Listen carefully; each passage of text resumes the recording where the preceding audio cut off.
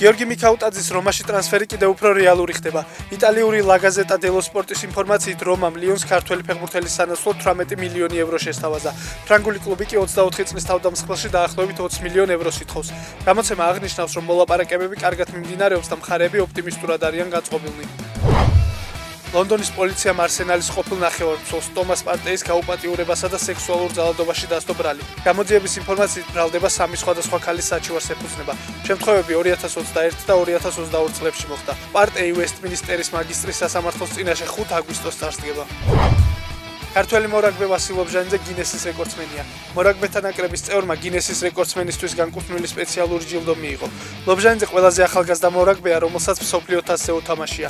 მან ეს რეკორდი 2015 წელს ტონგასთან მატჩში დაამყარა, როცა ქართველი სპორტსმენი 18 წლისა და 340 დღის იყო. ამერიკის პრეზიდენტის დონალდ ტრამპის განცხადებით თეთრ სახლში UFC ჩატარდება. ტრამპის თქმით, ღონისძიება 2026 წლის 4 ივლისს, ქვეყნის დამოუკიდებლობის 250 წლის თავის აღსანიშნავად გაიმართება. ტრამპის განცხადებით, თეთრი სახლი შეძლებს, რომ 20-დან 25,000-მდე გულშემატკივარს უმასპინძლოს. ამერიკის პრეზიდენტი UFC-ს ბრძოლას ბოლოს 8 ივნისს ნიუ-ჯერსიში დაესწრო, სადაც მერაბ დვალიშვილმა შონ ომალი მესამე რაუნდში დაამარცხა და ქამრის შენარჩუნება შეძლო.